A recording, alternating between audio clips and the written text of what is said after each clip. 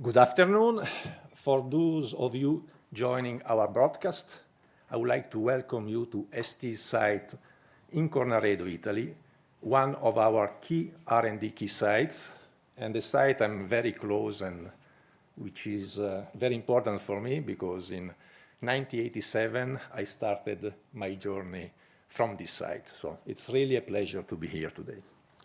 We are here today to celebrate the work of a number of people who came together more than 25 years ago to create a highly innovative solution for satellite digital radio. This work has recently been formally recognized by the IEEE as a milestone in the electronic industry. We will hear today from distinguished IEEE representatives. The president of the IEEE, Kathleen Kramer, the delegate of the IEEE Region 8 Director, Dr. Tiziana Dambosso, delegate of the chair of the IEEE France Milestone Coordinator and life member chair, Dr. Bernadette Bouchon-Monnier, and the chair of the Italy section, Professor Giambattista Grosso. They represent a broad community of people who share our passion for the contribution that electronics can bring to solving the challenges of our customers and of society at large. You will hear a lot about technology in the course of this event.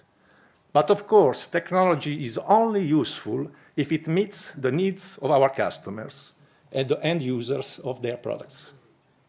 So I would like also to acknowledge the support of our customers who placed their trust in us and with whom we have worked together to bring this technology to market in a form adapted to their needs.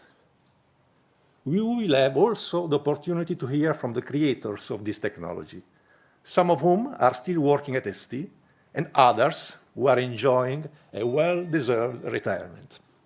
Our technology starts with our employees, and these teams are a shining example of the thousands of researchers and specialists who make ST progress every day. So let's hear now from Kathy Kramer, President of the IEEE. Hello, everyone. I'm very sorry that I'm unable to join you in Agrate Brianza for this milestone dedication, but very pleased, both as IEEE President and as a part of the involved technical community myself, to participate in this commemoration of the development of the low-power integrated circuits essential for satellite digital radio reception. These developments and implementations addressed a United Nations humanitarian call for the establishment of radio services to provide reliable educational and communication services to people in less developed countries such as Africa and India. They are a remarkable example of technology's potential to provide enduring benefits.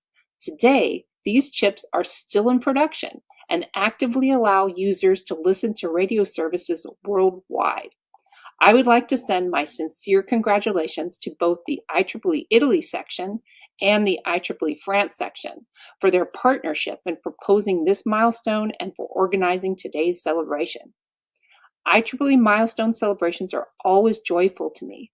They give us the opportunity to celebrate, observe, and preserve groundbreaking technical research and development and the women and men behind them who have shaped the trajectory of technology, our communities, and our institutions. The IEEE Milestone Program is funded by donations to the IEEE Foundation, the philanthropic partner of IEEE. The Foundation leverages the generosity of donors interested in supporting our mission activities, such as today's milestone, to support and enable IEEE efforts to enhance technology access, literacy, education, and to support the IEEE professional community.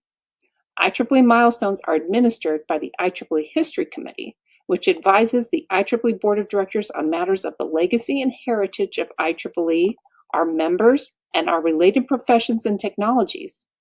The Center maintains useful resources for engineers, students, historians of technology, and for anyone interested in the development of electrical and computer engineering and its role in modern society. As president of IEEE, I truly believe that technology should benefit humanity. The innovation that we are honoring today, the use of integrated circuits to make satellite radios more affordable and accessible, which had a positive impact on education and entertainment access in developing areas and played a key role in enabling worldwide communication, demonstrate the great impact that IEEE, our members, and engineering and technology have on society, and give real meaning to IEEE's aspiration to advance technology for the benefit of humanity. I would like to once again share my sincere gratitude to all the leaders from the Italy section and the France section, and from Region 8, and for those organizing today's events, including especially Danilo, Pietro, Paul, and Martin Bastians. I applaud your efforts to celebrate and safeguard the contributions to society made by electrical, electronics, computer engineers, and computer scientists, and the strides made by countless technologists as they seek to advance technology for the benefit of humanity. Thank you.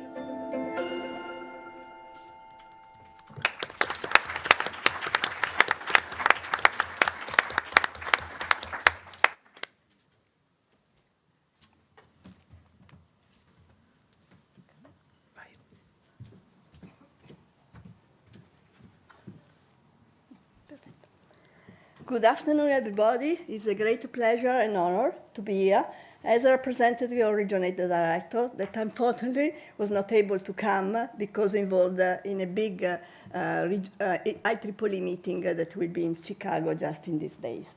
And I am Tiziana Tambosso, Region 8 Vice Chair of Technical Activities, and I would like to share with you some overview on Region 8. Region 8 is one of the 10 geographical regions of IEEE. As you know, IEEE is a matrix organization with technical activities organized in societies and geographic area that are sections and obviously region that include all the sections. Region 8 is the largest, the more diverse, and also one of the most active regions in IEEE, with 59 sections and more than 25,000 student members and a total of more than 90,000 members in 100 countries.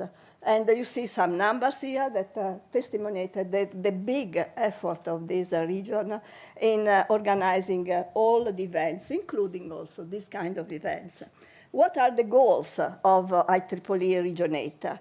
First, we are a very diverse region, as I said, so for us it's very important to be the home for everybody. So inclusion and all diversity are a value. A big value that sometimes is not understood, because in US they have no so kind of diversity. But we are really very engaged with this diversity, and we would like to serve all members of our communities. Second goal, address the evolving needs of all segments of our scientific and professional community that is changing. So it's a very challenging goal to follow the evolving needs that are evolving so fast, we see in the last years. And then expand cooperation for a better serving of our community. And cooperation means also to work with industry. And this is an example of this cooperation.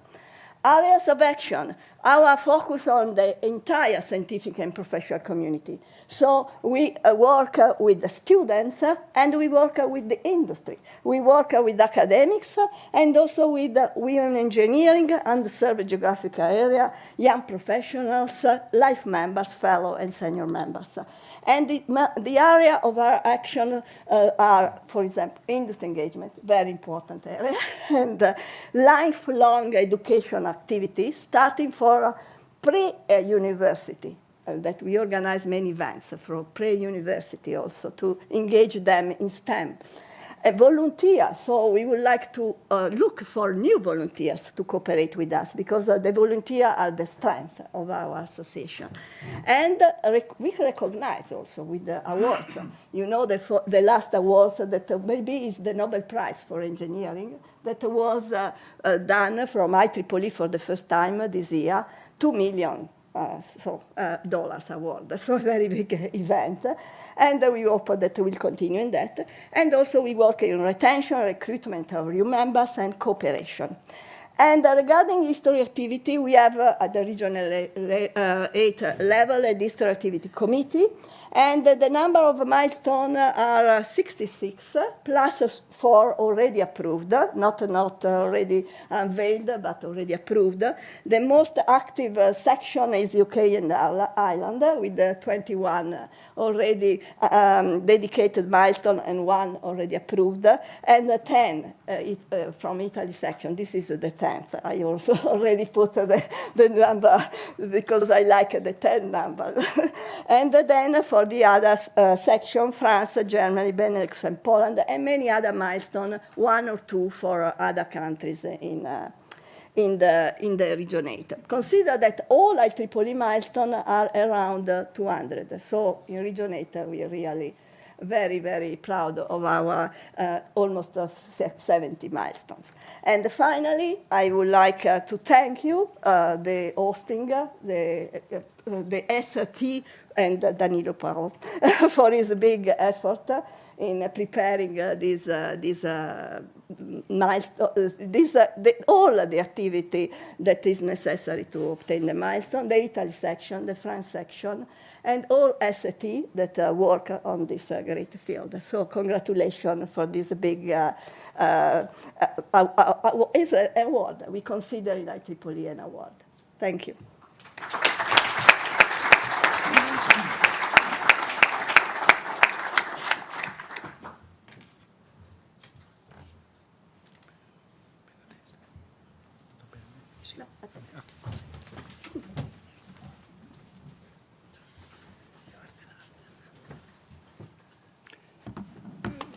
Good afternoon to everyone.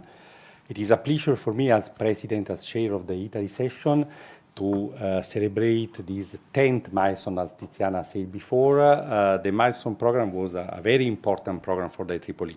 The goal of the milestone program is to celebrate the invention, the ideas, the patents, and the milestone in technology, invention, and so on that change in some way the humanity from the point of view of the impact on the use of the real-life use, but also on the impact from the point of view of the humanitarian side.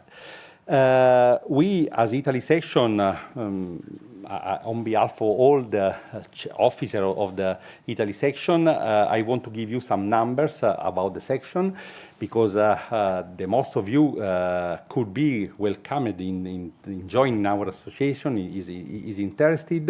It is one of the biggest section inside the Region 8. We are around 7,000 members.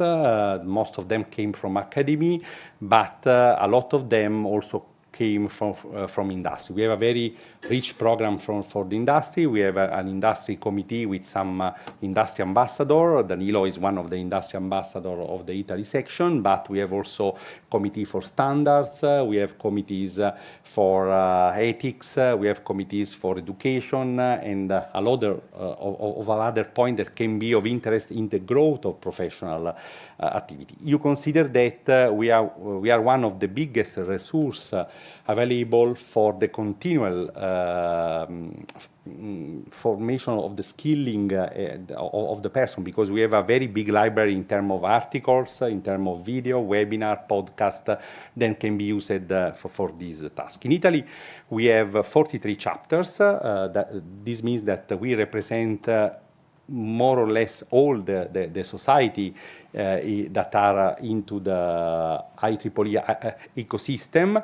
And since we are so rich in terms of person and in terms of society, you have to consider that we have also so rich in terms of technology, milestone, and so on. For this reason, we started to participate to the program several years ago. We started in 1999 with the first milestone, and now we are the 10th. This is the second one that we have with STMicroelectronics. The previous one was made in multiple technology on one chip, 2021, 4 years ago. We were in Agrate in that case. Now we are celebrating the 10th. As you see, the distribution of the milestone in Italy is more or less equal from north, center, and south. We are now moving to promote more milestones. We are applying for a lot of very interesting milestones because most of you don't know that we are rich in terms of invention in field that move from biomedical to the early electrical engineering. So it is important for us to recognize to the people. The milestone program is a program to put in contact the peoples, not only the engineers, the peoples with the technology. And the idea is that the milestones are public. You can go on the map, on the milestone. You can look where are. You can find the geo-referenced coordinates to reach this milestone, and why not take a selfie with the milestone. You are encouraged to visit not only the milestone that there are in Italy, but there are a lot of milestones around the world.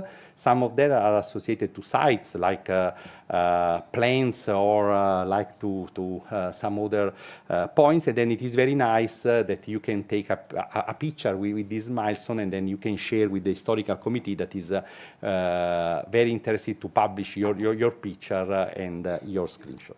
I think that now we are at the 10th. During the day, we talk a lot about this milestone with the team that developed it, and then I stop here with my presentation.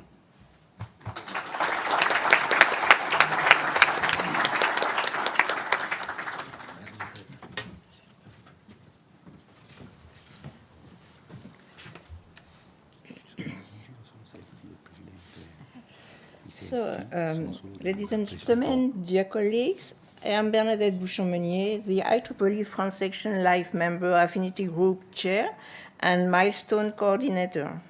On behalf of René Garello, IEEE France Section Chair, I am honored to be here today for the IEEE Milestone Ceremony, and more precisely to celebrate the development of 3 low-power integrated circuits essential for satellite digital radio reception. An IEEE milestone, what does it mean? It is meant to be a remembering of a great achievement in IEEE history. IEEE resulted in 1963 of the merging of 2 societies. On the one hand, the American Institute of Electrical Engineers, the electrical side of the IEEE, founded in 1884 with such big names as Thomas Edison and Alexander Graham Bell regarding electricity, telegraph, telephone. And on the other hand, the communication side with the Institute of Radio Engineers, founded in 1912 and arising from Marconi's work in 1895-96, with an evolution to electronics, vacuum tubes, transistors, for instance. Thus, IEEE, the Institute of Electrical and Electronics Engineers, became an international institute of about 450,000 members represented in all regions of the world. IEEE created the Milestone Program in 1983 for honoring the great achievements of the past with a universal scope following its motto, Advancing Technology for Humanity. As of today, around 240 milestones have been labeled, with 7 in France. First, TV transmission reception by satellite by the CNET in 1962, particle detection CERN honoring George Charpak in 1968, radio conductivity celebrating Edward Brownlee 1890, transatlantic submarine cable Le Direct 1898, electrodynamics in the honor of André-Marie Ampère, 1826, MPEG-2, with STMicroelectronics 1993, and Sonar in the honor of Paul Langevin 1917. In the area of communication and information, which started to be overwhelming, present everywhere from the 90s, the need to provide such facilities to less developed countries was recognized through a United Nations humanitarian call for inexpensive radio services. In 1996-1997, STMicroelectronics created 3 integrated circuits: a frequency demodulator, a baseband processor, and a compressed audio decoder as a reply to this call. Their use in digital radio satellite receivers adopted by World Space and Sirius XM Radio provided inexpensive educational and entertainment services, mainly in Africa and India and the United States for Sirius. In conclusion, digital radio is now accessible almost everywhere, in houses, in cars, and in remote locations, with almost instant information delivered. On behalf of the IEEE France Section Chair and myself, I would like to warmly congratulate STMicroelectronics for this incredible achievement and to express my deep appreciations to all those who have contributed to the obtention of this milestone, the second in a few years dedicated to STMicroelectronics and shared by the Italy and France section. I'm happy to be here with you to celebrate this memorable event, and I thank you for your attention.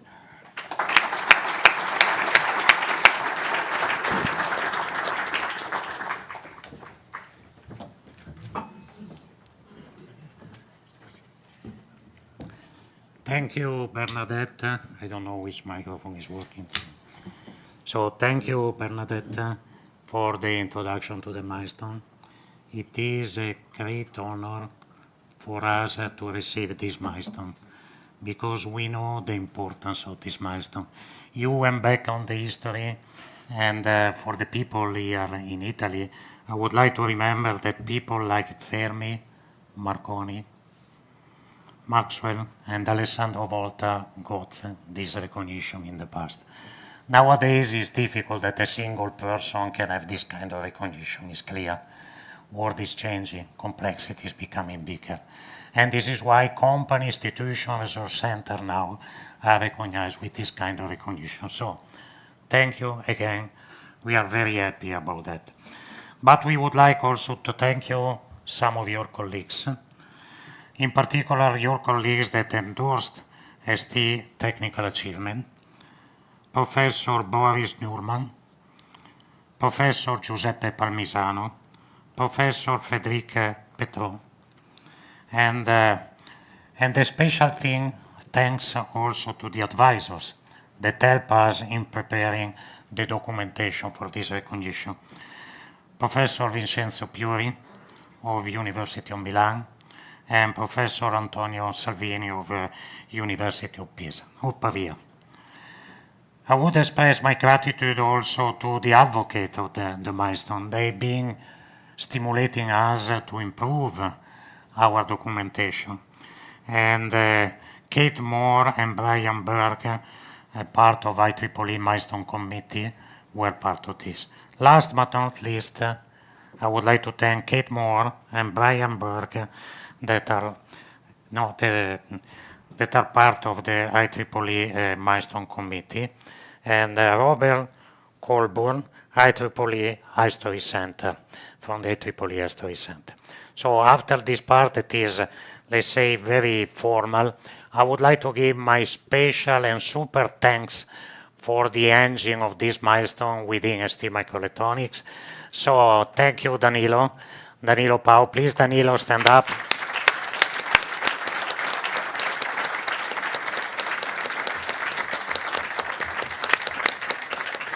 Bravo, Danilo. Danilo is one of the persons that never give up. So it's normal that we got this milestone. And now it's time to go through a little bit through the story of this milestone. And as you mentioned, is the third time that ST is receiving an IEEE milestone. And there is a fil rouge among those milestones. The first milestone was related to BCD, the capability of the company to deliver a novel technology for semiconductor, putting together bipolar CMOS and DMOS. This was the first recognition. Meanwhile, the industry was evolving. Second recognition is related to MPEG. MPEG is recognizing the capability to do design exploiting technology. And this is really the evolution also, the knowledge, representing the evolution of the knowledge of our company. Small invention, not at all. When we demonstrate the capability to do an MPEG in a single chip, we have enabled the media industry.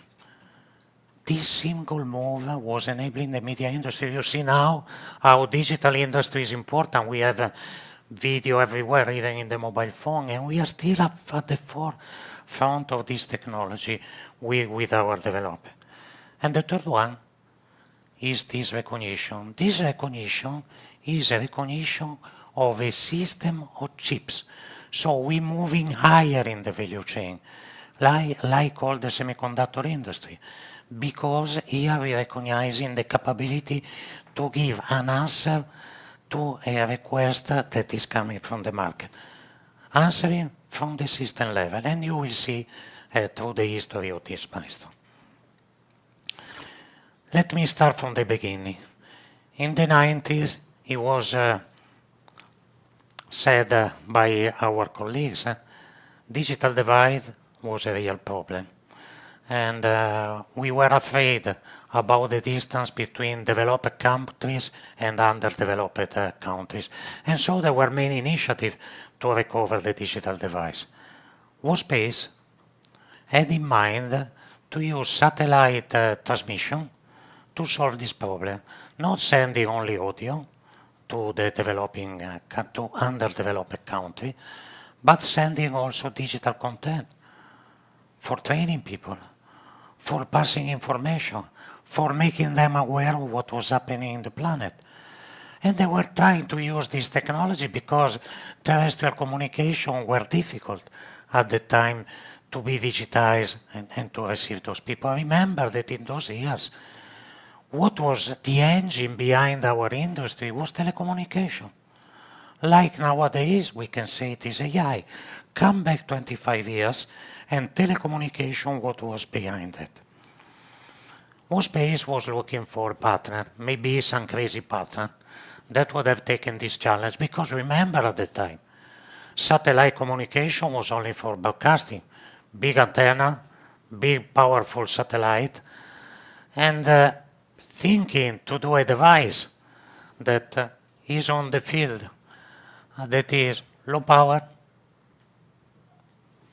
receiving very low signal that are embedded in the noise from a satellite that is at 22,000 miles stationary. This kind of satellite was really a challenge, but the biggest challenge was to make it at low cost. Our industry, semiconductor industry, has the capability to bring technology affordable to all the people. And this is why WOSpace came also to us. They didn't come also to us, and they proposed us this challenge to do this radio. It was not easy. Of course, there were difficulties. And also business-wise, the business return was not at all guaranteed. So we had, first of all, to demonstrate that it was low cost, that it was implementable.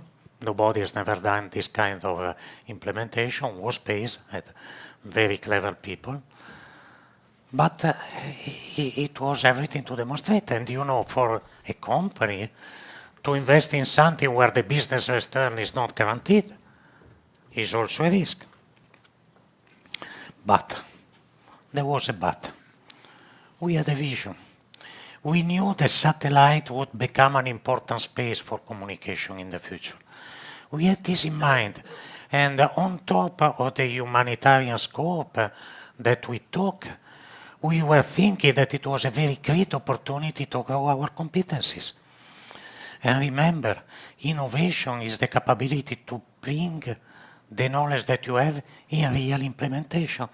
And so we took these challenges, having in mind that we would have learned something in doing this trajectory. And so this was at the end a great opportunity, and we have taken it. Then, it was not easy when we started. We had to convince our management to invest with a not clear return. We had a very wise management, let me say. And we had also to implement the team. And you said that the result of this activity, Marco said, is an incredible result of teamwork. Why? Because for the first time a customer came to us telling us, we have to receive a radio. We need a system solution. They didn't come us asking a chip. They came us, so how can we do it? So it was in our responsibility to do the partitioning, to decide how many chips. RF, first one. We were able to tackle this challenge in RF because there was a technology developed in Catania by our colleagues in Catania. And we had in mind that we wanted to have it low cost, so not a discrete solution for RF, an integrated solution. I tell you, 25 years ago, doing something like that was really a challenge. Then there was the second point, the digital content. There was audio, MP3, new standard. There were not yet application, then later you had in all the digital content, but at the time there was no application, but we knew that was something happening. MP3, the picture pattern were in Fraunhofer Institute, but it was not implemented by anybody. We took this challenge, and thanks to the colleague in Grenoble, the technology in DSP, we have been able to answer to this challenge. They are here. Later you will know them. And the third part, the modulator. The modulator was difficult. I told you, broadcaster were using this technology. You know broadcaster, you know the equipment for broadcaster is. We wanted to do something that would go in a radio. And so to do that, we understood that we didn't have all the knowledge, and you will see later. We asked help. We are the people that are better knowledge than the one that we had. So the capability to recognize that we have weaknesses is very important in anything that we do in our life. And on top of doing system, we have even been able to convince a customer to build a radio for developing countries. And Marco, that has done the introduction, at that time he has the short pant and he was in Japan, he convinced Panasonic, and this what was the radio that has been built. You see how small it is? This is what was achieved involving expert in telecommunication from space, ourselves doing chip, and customer to solve a humanitarian scope. So, at the end of the day, we started with an humanitarian scope. Good. We wanted to do something good for the planet, but we wanted to build competence. And when you have competence, suddenly there was also a big business opportunity arising. And this is the story related to XM radio.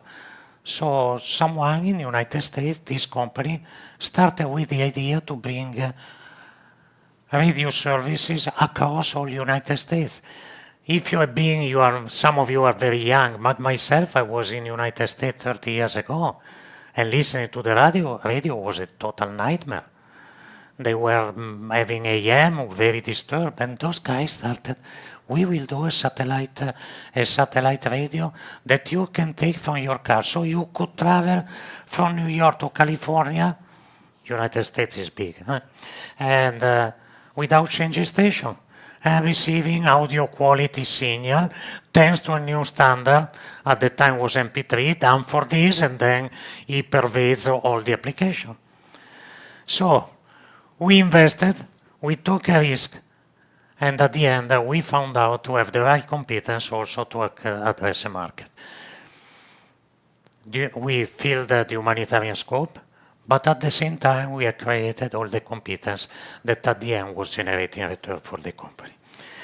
So this is the first introduction to the story, but I would like to invite on the stage the real actor of this story. Let me start inviting Marco Carbone. Let me start with the technical people that have done really the design. Marco is still in ST, and it is ST Radio and Vehicle to create a business line director. Now let me invite Riccardo Ferrari. Riccardo is a former ST Audio business unit director, so the guy that is bringing money. Vanni Saviotti. Vanni Saviotti is the former business development manager of ST Audio business unit. And I have the privilege to invite on the stage Aldo Romano.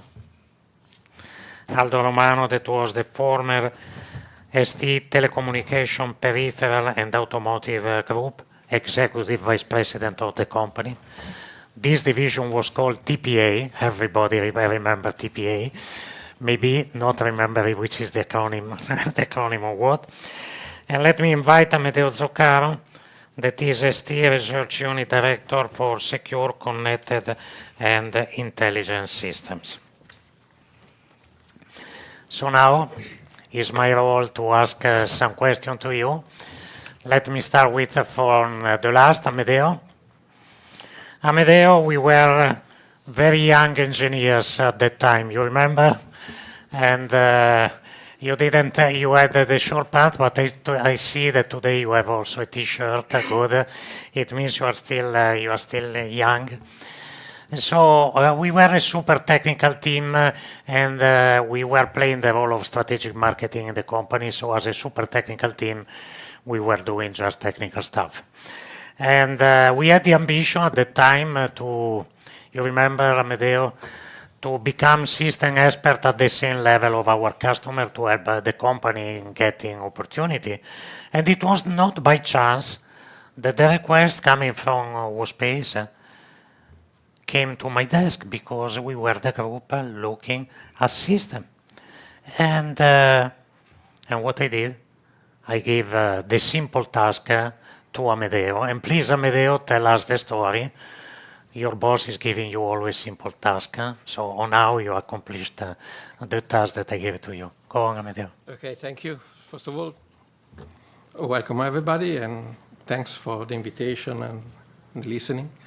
So yes, travel back in time with me for, let's say, 30 years more or less. And so there was this information arriving to us about this crazy broadcaster that were sending satellites over the air to transmit in a totally new way, totally in digital, using MP3, totally new standard from not well established yet at all, from the Fraunhofer Institute. We got this information from a colleague of us working in Germany, named Gottfried Gammel. Anyway, why in Germany is because the Fraunhofer Institute, well-known institute, was there. So we got this information from them. Why they came to us is because, as it was explained before, the problem was to realize radio. Okay, I send satellite, I transmit, but I need something to receive. No? So they needed a silicon manufacturer to have this implemented in a cost-effective manner. So I got the task from Alessandro to prepare the architectural proposal. So basically we had the request to explain, okay, how we could help a manufacturer to build up, consumer version of radio, let's say, for this service. So I got this reading, and I got the help of this guy here, that we'll talk later. And we said, okay, how can we answer? And we created what today you would call a virtual team, more or less. we understood in the company at the time where was the various competence center needed, because as explained, you need for a full system, you need the analog RF, you need the channel decoding, you need the MP3 decoding, and so on. So really a team effort. So I prepared all this material and together with the qualification of the company and so on, so everything was ready. And you have to imagine that 30 years ago, Internet was already there, but was not yet well established as a way to exchange deep technical information, commercial information. Forget. All this information was supposed to be sent in paper copy to the evaluators to basically understand if this proposal was viable or not, and so on. And I arrived in the morning, we were in a rush, so the hard disk crashed. So I had to print all this information, and the hard disk crashed. Luckily, the day before I was having printed 90% of the material, but I was living a nightmare day that day because it was the last day to compensate with the missing material, and so on. So, but we did it, we made it, and then the rest is history. Did I answer? So, Amedeo is making so easy, but I can tell you that that morning, all the assistants in the building were asked to help us, all the technical people around, because it was not a paper copy that we had to send. We had to send a diskette. You remember the diskette at that time. So everything had to be digitized. So we had to rewrite everything. It was a total mess till, let's say, till the end of that. And now I would like to pass to Vanni. Vanni, you know, you had some year more than us at that time, but you enjoyed a lot that time to work with this crazy team. And you have to know that Vanni, for me, for Italian, is like cartone. He brings luck. In America, it's called Gladstone Gander, you know, the Disneyland lucky man.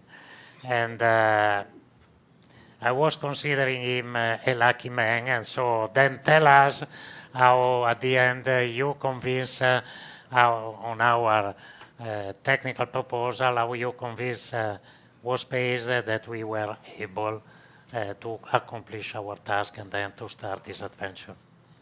Thank you, Alessandro. Hello, everybody. Let me tell you how we won our first deal. We all started when we learned about the WorldSpace call for proposals. It was a moment of great excitement because we firmly believed that ST could make this project happen. However, as often happens, we ran into some difficulties while preparing the necessary documents to participate in the call. Imagine this.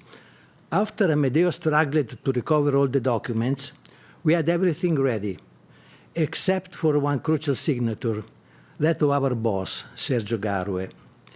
And the call for proposal expired that very day. At the time, we were in Italy, while the time was running out in the United States. Sergio was busy in an important meeting and could not be disturbed. But I knew I had no alternative, so with a little courage and humility, I decided to knock and enter the conference room. I caught his attention, and he let me come closer. I explained that it was vital to get the signature immediately. I left the room and ran to my colleague saying, the document is ready. But we were not out of danger yet. Another obstacle awaited us. How to send the documents to US on time? We played with the time zones, taking advantage of every second at our disposal. In the end, we managed to submit the documentation to the project on time.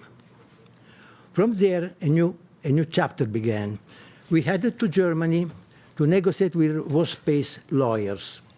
Among us were Alessandro and Riccardo. Alessandro proposed asking for a high budget to start the project. Despite an initial tension and a palpable silence in the room, finally we had an answer. It can be done. We left the meeting victorious, with the negotiation concluded favorably. The enthusiasm was sky high, so much that we missed our flight back to Italy. But we did not lose heart. We rented a car and enthusiastically set off for home at a rather generous speed. Let me conclude with a story. I was nicknamed, as you know, Gladstone Gander, the famous lucky Disney character, Gastone for us in Italy. It was as I wear Alessandro's good luck charm, and he was always patting me. And speaking of Alessandro, I want to ask you, do you remember that day before the negotiation? You gave me a pat? To be honest, I do not remember, but I would say it worked. Jumping to the end of the project, the outcome was as you have seen, our chipset was initially adopted by Panasonic, World Space Satellite Receiver. So now, to all young researchers and innovators here, our success was not only due to the individual effort, but the result of a group of talents. We operated with an entrepreneurial spirit, collaborating and supporting each other to achieve common goals. I can see most of them. Each member of our team brought something unique to the project. The relationship we built became our strengths and allowed us to face challenges with determination and creativity. It is deep sense of collaboration that made our work not only possible, but exceptionally effective. I invite you to continue believing in the power of innovation, the strengths of the teamwork, and the importance of building strong relationships. Every challenge can turn into an opportunity if we face it together. Thank you all, and thank you for making this extraordinary project possible. Thank you.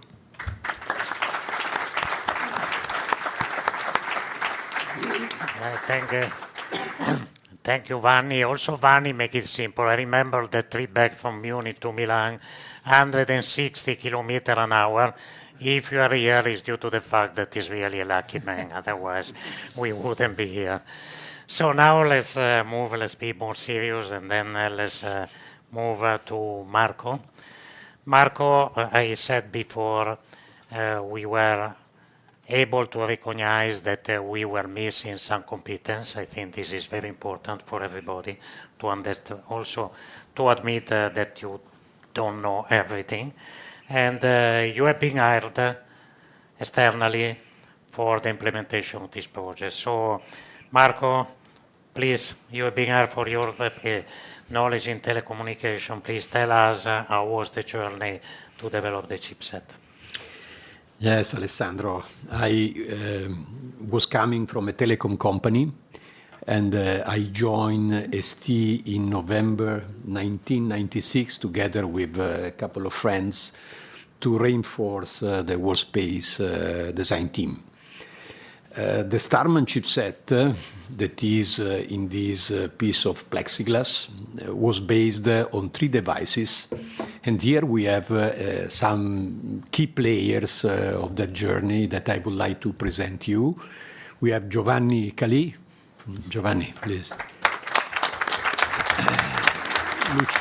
Luciano Raimondi. Penso che dobbiate stare. Laurent Berger. Alessandro Barbieri. Franco Maggioni. David Jacquet. Jean-Marc Gentil.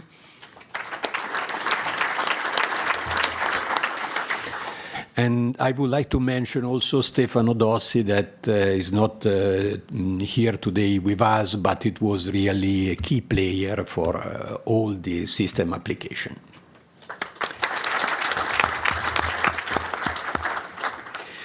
So why these three devices were so important and innovative for ST? First of all, the STA001, the RF front-end, was the first integrated satellite front-end in the market. So our competition, that was ITT at that time, was proposing a discrete solution, so many components on the board. So this was a big advantage for ST. STA002, that was the baseband decoder, was a complex device for that time. It was embedding many new IPs like the QPSK modulator, the forward error correction blocks, the service extraction, and all these IPs were designed in ST, were designed by our team here in Cornaredo, while the STA001 was designed in Catania. I remember a story about STA002 that when we were joining the first meeting in Germany together with Luciano and Alessandro, with Fraunhofer and Workspace, we were seeing that the Fraunhofer engineers were a bit skeptical about our chances to succeed because we were starting late with respect to the competition. Our competition was already designing, and we were there to discuss the specifications. And the head of Fraunhofer, in one of these meetings, he told us very clearly, you will never make it because you are starting too late, you are a new team, and you are a small team. You're right. At the end, I have the name, by the way. Anyway, we made it. We made it on time because we had a good design flow that was an advanced design flow for the time, and because the team had a lot of experience in telecom and digital design. Then the audio decoder, STA003, that was designed by Laurent team in Grenoble.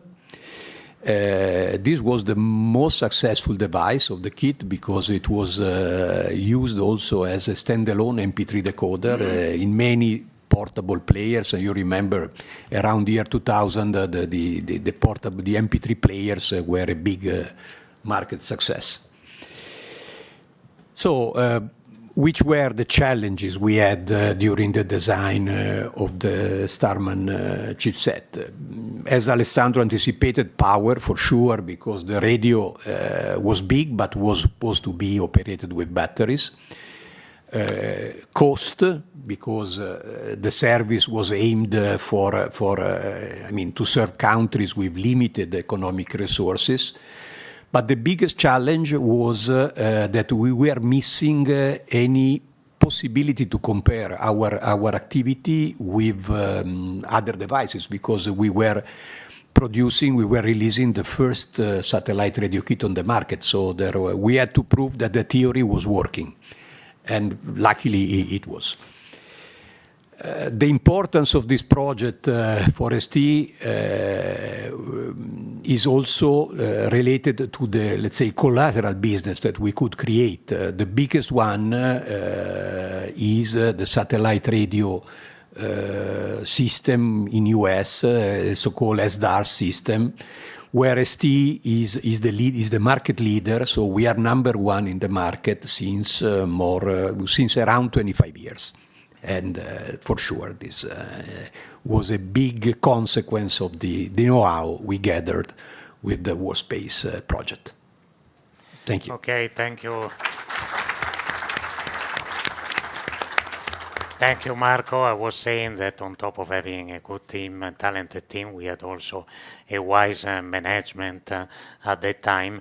And I remember that Aldo put a supervisor on this project that was Pietro Erratico, that today couldn't be here, but I would like to thank also him for his contribution to this milestone. And now, so Marco, first thank you to all of you. We have executed our task. We were able to make a dream possible, and to guarantee WorldSpace to have a solution for their implementation. The scope, we started with a scope that was humanitarian, but then I said that we had the right competencies at the right time to approach a bigger market. And please, Riccardo, you were the business unit manager. Please tell us how you made this success. Thank you, Alessandro. Well, we have to start again from WorldSpace, the beginning of the 90s. WorldSpace decided to invest money in a small company that a few years later became XM Radio. In 1997, the FCC, the American Regulation Authorities, decided to allocate 2 licenses for digital broadcast satellite, and XM managed to win one of these. The other one went to another company called Sirius Radio. Because WorldSpace was one of the parent company of XM, WorldSpace gave XM free access to IPs, knowledge, experience, because at that time we had already the first chipset for the Starman application. Of course, that became a strong asset for ST when XM decided to choose the semiconductor company for the new chipset. After some discussion, the contract between XM and ST was signed by Aldo Romano and Hugo Panero. It was the 2nd of November 1998. The target of XM, as Marco was mentioning, was totally different. XM wanted to address the United States market, so not a poor country, but the richest country in the world, to address the car radio market, and to distribute a service that required a subscription fee. And that was one of the challenges of the whole story, because by law and tradition, nobody had to pay to listen to a radio. So nobody knew what would have been the result. Today, we know that there are more than 33 million subscribers in the United States. So we have to say that the idea worked. The other point was that Sirius Radio, working with an American company, was well ahead in the development. And once again, people said you will never get the chipset on time. And this is what, again, the spirit of ST was able to demonstrate, that we could do what we wanted to do. With the very, very huge involvement of the teams, both in Italy and in France, with some events that I remember very well, the people working so late in the evening or in the night, that 2 of my colleagues remained locked into the office. So at the end, there was, I don't know, 1, 3, 2, 3 in the night, and they had no other chance than to destroy the door. I know very well because I had to pay the bill later on.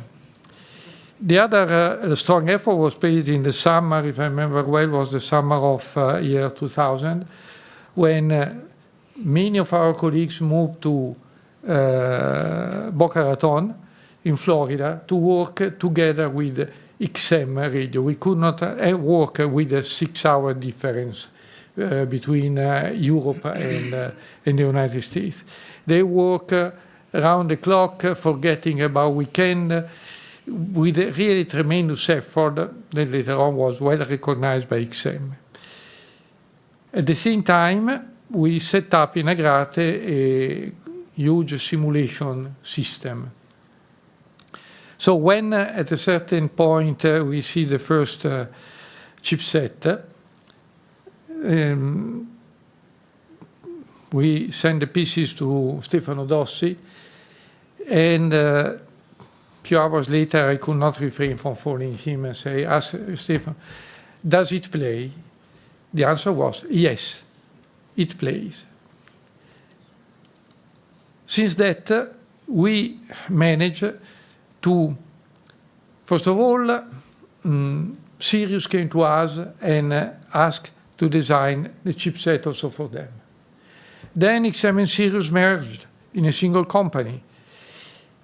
They changed it to a system, a new system that should involve both standards. And once again, ST was selected to be the supplier. As of today, I think that we have delivered millions of units. Just think that only today there are 33 million of users. Think how many along the past 24 years. Million of units, revenues in excess of $1.5 billion. The first chipset was in .35 micron.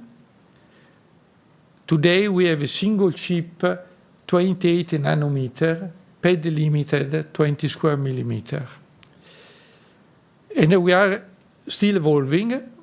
And however, again, the basic work is when the new chipset arrives in the lab, does it work?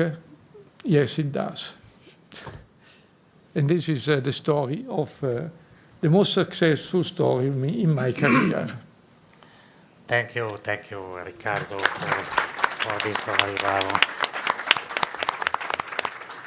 And now, a question to Aldo. For the young people in this room, Aldo was executive vice president of the group at the time, and Aldo is known in ST because he was handling always the most healthy business in ST. It's not a surprise because he's from Genoa.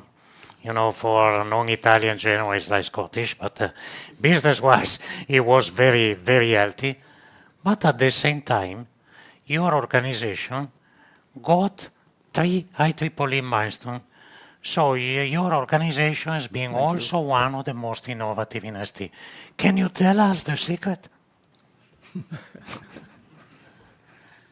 Well, before telling the secret, I want to congratulate my colleagues in the design team, in general, the design team. So I think they made exceptional work in this specific case. So 3 chips designed 3 different technologies, different location, the definition of at system level. So in the design team, I include not only people that we heard a few minutes ago, but also the R&D department, the advanced R&D department of Alessandro, and I include even the marketing, my friend Ferrari here. So, and thanks to IEEE for this important recognition that is more than welcome. The third, you said, and is particularly motivating us, this one. So let me tell you my story as I see it, as I saw it at the time. Everything started for me when Sergio Gavo and myself received a visit of a unique person, Noah Samara, who was the CEO of Workspace, and he presented us his vision. He presented only the AfriStar program, so didn't mention of any other opportunities in the world. And the purpose was only humanitarian. More precisely, he said that he wanted 2 subjects to be followed and achieved. And number 1 was the delivery of information to the poor to everybody in Africa, let's say, but in particularly in the rural areas where there is no other possibility to get informations. And he made an example. He said in this moment there are serious disease problems in Africa, but nobody is informing the people living in countries on what is happening. So there is no action, no cure, nothing at all. And so the disease is growing. So this was his first information. The second was more clear to everybody, is just education, to provide education in Africa. So I repeat, no mention on other future possibilities. So personally, I was surprised by his vision, the idea of launching a satellite for humanitarian purposes. Satellite cost $1 billion, so was unique in my view. So I was surprised and I admired this person a lot. This from the human side of the story. So why we decided to accept this development program provided by World Space? Normally, myself, when I've been involved in many times in this situation, to decide to make a development or not, the first thing I'm looking, as you mentioned clearly, is the return of the investment. And the return here was negligible, let's say negligible. Okay? So there was no return. And so the decision had to be made on other purposes, with other ideas in mind. The second thing I am looking is if from a technical point of view, we have the capabilities to do the job. And in this case, the answer was very easy, because at the time, even without having technical competence, I was familiar with words like Reed Solomon decoder, remember? Yeah. The Viterbi error correction, the QSP demodulator. So there was already an activity on the building blocks that has been with great effort and great capabilities used to make the 3 chipset altogether. So the technical competence in ST was there. So this was on the positive side.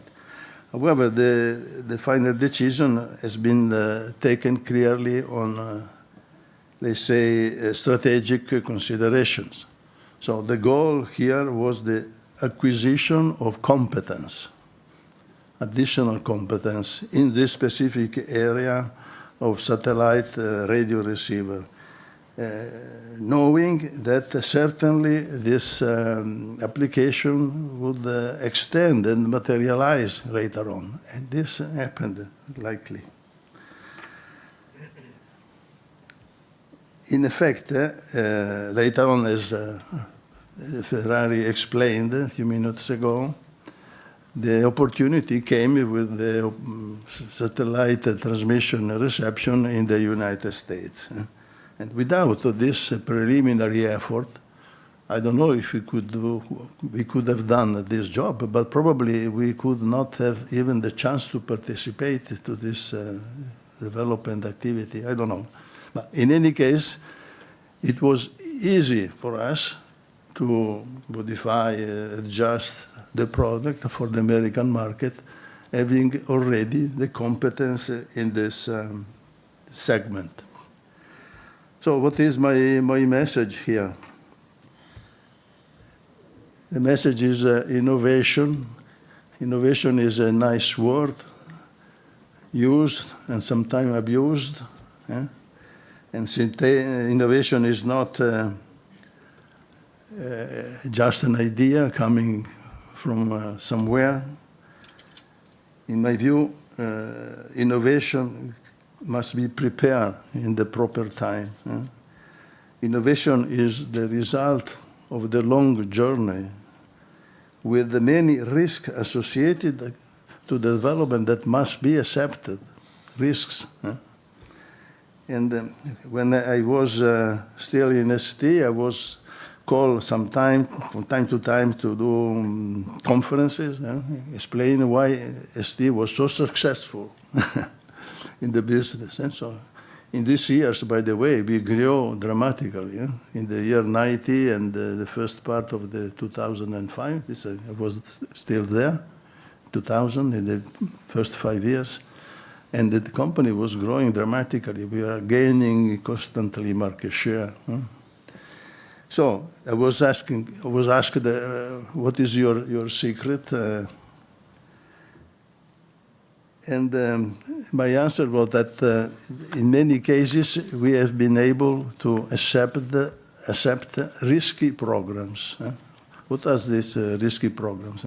Risky programs are programs that could fail. Normally fails, say. But if they succeed, the return is huge. And I was used to make two examples. One is the MEMS. Here we have the father of MEMS present in this room. And the other is the MPEG. So for MEMS,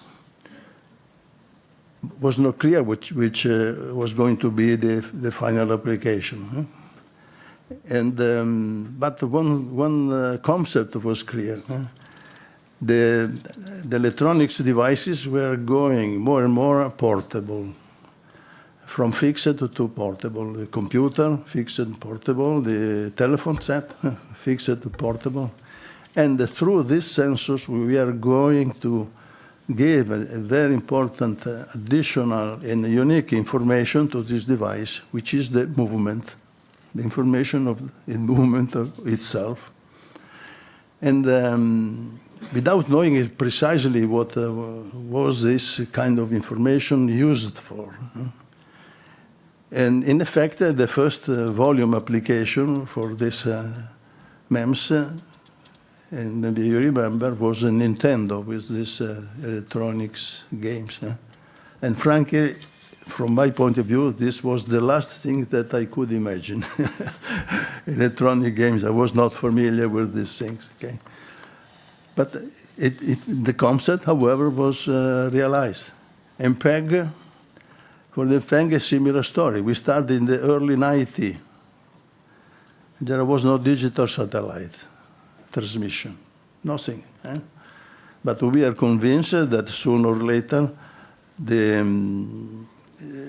compression was mandatory to make possible the transfer of video signals from equipments. And in effect, we made an agreement with an American company to develop the first chip. And this company was not involved in the satellite, but was Apple, Apple Computer. And we designed the first chip for Apple, together with Apple, to define together the spec.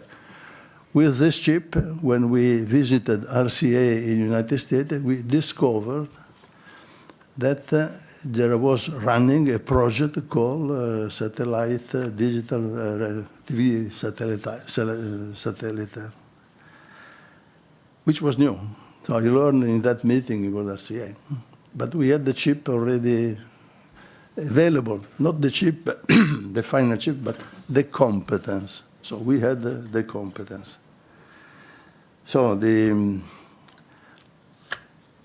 I repeat, my message is only one. We must accept also some risky program in our company, provided that there is a healthy concept behind it. Right?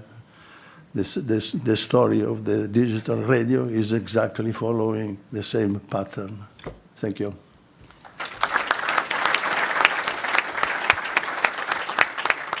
Thank you, Aldo, and thank you for revealing us your secret.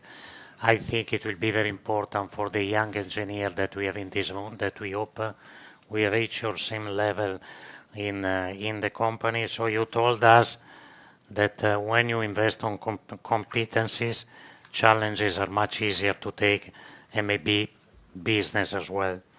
You told us that we have to take a risk, calculated, not crazy risk. And when you risk and you invest in competencies, you know that you will have one day a return. And the third point from this story, that is in the culture of ST, invest on human. Competence reside in humans. A roadmap doesn't exist by themselves. We have a roadmap of product because we have knowledge in the human.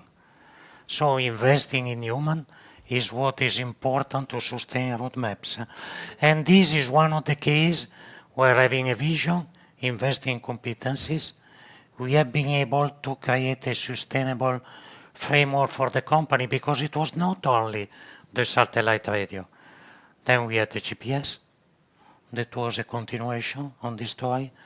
The satellite receiver for the TV, the telecommunication. Last but not least, we are one of the major suppliers for Starlink. And I see some of the contributors of this roadmap that are also part of this success, and they are here today in this room. So for us, receiving this milestone is not only a recognition for the past. It's important to recognize the past. It's important to recognize the actor. But for us, it's a stimulus to use the lesson to invest in the future, because we want to continue this story. And now we will discover that milestone, but it will not be the last one, I promise. So let's move to the milestone now.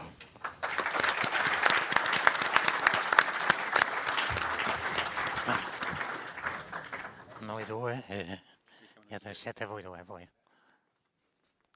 Che faranno una foto, non so. Come ci mischiamo? Sì, dai. Aspetta che devi tirarla da dietro, Marco, da dietro. Sì, gli dai un colpo.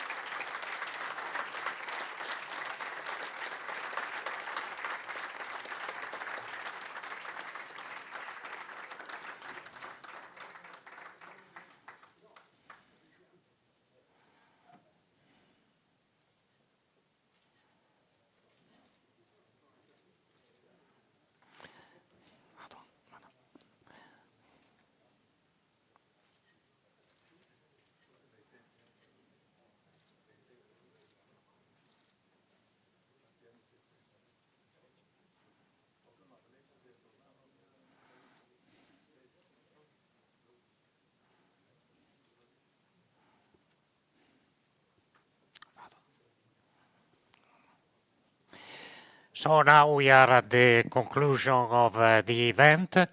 I would like, first of all, to thank all the people that participated in this room, to the people that has been participating remote to this event. I would like to thank again the colleagues of IEEE.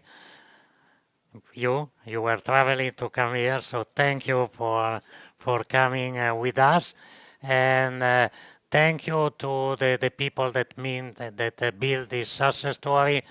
And I would like for the young people connected to this room, we need you to build new success story for the company. Here, as senior management, we are here to help you. So thank you.